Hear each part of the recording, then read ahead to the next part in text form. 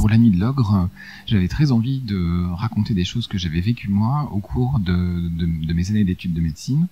Avant, j'écrivais beaucoup pour les États-Unis et je pouvais pas raconter une scolarité, des actions bizarres, des choses qui se passent dans les facs, les confréries, de ce point de vue-là, parce qu'aux États-Unis, c'est complètement différent de la France. Par contre, en France, il y a plein de secrets, de choses qui se passent en coulisses que j'ai vécu au cours de mes différentes années, et ça fournissait un background très intéressant pour mon personnage principal. Donc ça, l'idée de base, c'était vraiment de pousser le personnage du médecin urgentiste un peu cramé, un peu sombre, à qui il arrive des trucs de pire en pire, et l'origine de ces choses se trouve dans son passé à lui, qui se déroule en France, à Paris, dans les facs, dans les sous-sols des facs, et puis dans aussi l'histoire de la médecine au cours des années précédentes. Pour vous présenter un petit peu le personnage principal, qui s'appelle Chris Kovac, qui est le docteur Kovac, c'est un médecin urgentiste.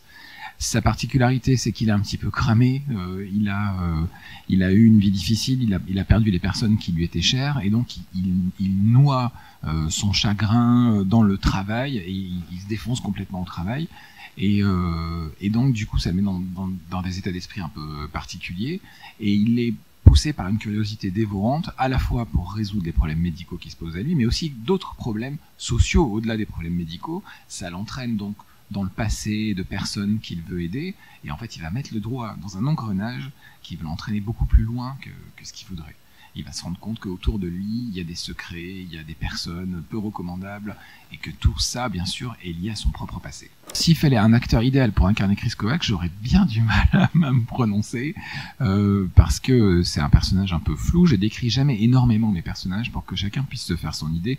Je peux vous dire que il est grand, il a les cheveux noirs, il est assez mince, il a des traits communs avec moi, mais c'est pas moi, parce que lui, il a des caractéristiques plus sombres.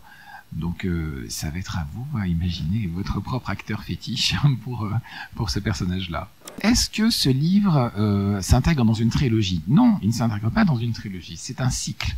Donc c'est un cycle dans lequel il y en aura au moins 4. Donc tétralogie, pas vraiment, parce qu'une tétralogie, ça veut dire que forcément ça va se suivre.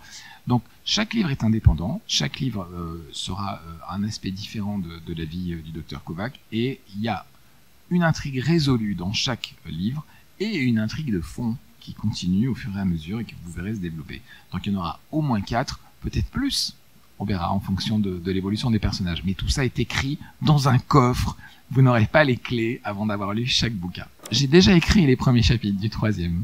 C'est toujours, lorsqu'un livre sort, le suivant est déjà pas mal avancé. Et en fait, pas spoiler, mais petite annonce, je pars dès la fin des Quais du Polar.